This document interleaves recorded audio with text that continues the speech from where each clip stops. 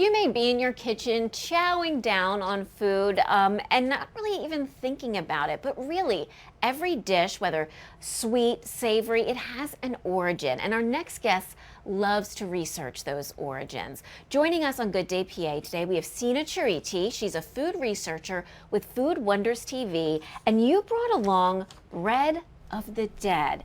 Pronounce it for me the Mexican way.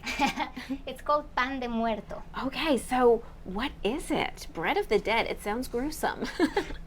Well, it's very interesting because the Day of the Dead falls in November 1st and 2nd, Okay. which is a day after Halloween. After Halloween, right? It's a tradition that started before the Spanish came to Mexico. It's a pre-Hispanic tradition.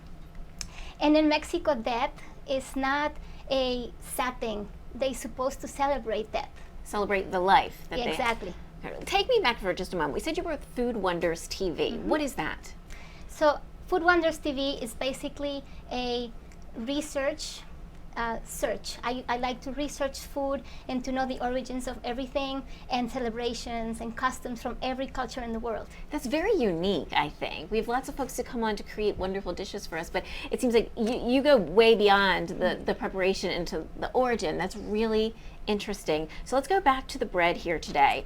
How do you do it? You've already mixed most of it up, of course, because we only have 3 minutes to get this done. But tell me more about the bread. Sure. Before I tell you about the bread, I want to explain to you a little bit about what the Day of the Dead is. Sure. So in Mexico, people make altars because they believe that the dead person is going to come and visit them. Oh, that's a little creepy, but okay. No, it really is something to celebrate about. And they come and they prepare their favorite foods and they take it to the cemetery and they eat it and they dance and they drink with them. And this is what the altar would. This is what the typical altar one would look like. And everything symbolizes something. So these beautiful flowers that smell, that they are marigolds. Mm-hmm. In Spanish, it's cempasúchitl, and they're supposed to bring the souls back because of their beautiful aroma. Wow. Yes. And the salt is supposed to bring you back to earth. And the bread of the dead, which I will make with you right now, is symbolizing a roundness, which is a tomb. Is that correctly said? A tomb. Mm-hmm. And then it also symbolizes the whole body. People like to eat it to introduce their soul into them. Wow. And the little round part is supposed to be the head. Okay. And these 4 things are north, south, east, west, because the souls come from everywhere, and they also represent the bones. It is amazing how much symbolism is involved Behind it, yes. Okay, walk me through the bread then. Okay, so basically it's a bread that has a lot of butter and eggs, so it's very rich. Okay. And you're gonna make your own too. Oh, I am? Yes, of course. Okay. So you take your piece, Let me drop this. Okay. and So you piece. choose Okay. only one of them, unless you wanna make it big. And you cut a little piece of it. Oh, so I just need a little bit. Yeah. Okay. You cut a little piece of that. Help me out. You know I'm Yes. gonna mess this up. You're good. Oh, bread is sounds very sticky. good. Yeah, it's very And heavy. then this one becomes a circle. So Okay. you make a little bowl, I can handle that. and then to make it round. So yes, oval. Oh my, well. around. Totally Yeah, round. totally ball. Okay. round. And then Okay, to like make a it round, softball. the technique is you want to take a little flour, and you kind of round it like this with your hand. Okay. And now when it's perfect, It's perfect. You're gonna be waiting a while, Sina. you take a little piece and you divide it in 3. One of the 3 pieces is very small. Here you Okay. go. 1 divided 3. 1 very small. Got it. Got it. And then you make little bones. Really. Really, they're little Oops, I bones, messed that up. Okay.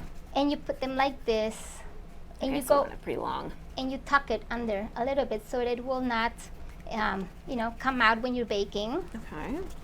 And then you make the second one. Oh, I think I've already messed this up. No, it Well, looks it's not. perfect. It's not stretching as Don't much worry. as yours. Okay, here we go. And then you make the little head, the skull of the bread. Oh man, I gotta catch up. I gotta catch up. And then you bake them. I'll wait for you. Okay, thanks. I'll make this for you if you want. I know we're running short on time already. Yeah, then- thanks. And then you press it hardly so that it doesn't plop out. Okay. And when you bake them, they come out just like this. Voila. Lovely. And then you glaze it. And then you glaze them. So the way to glaze Make some them room for you here. is, this is a glaze of orange with sugar, boiled, and you just glaze them. They had to be hot out of the oven to be glazed, and then you put sugar on top. Lovely. Sometimes they put red sugar to represent sunset and death. So don't think that it's a creepy. It's not a creepy celebration. It basically is a celebration of life and death. Wow, remarkable. So many ingredients involved. So we did put the recipe already at gooddaypa.com. Just click on recipes. You get more about this and learn how to do it. We'll post the video later too. Sina, thank you so much. Thank you so much.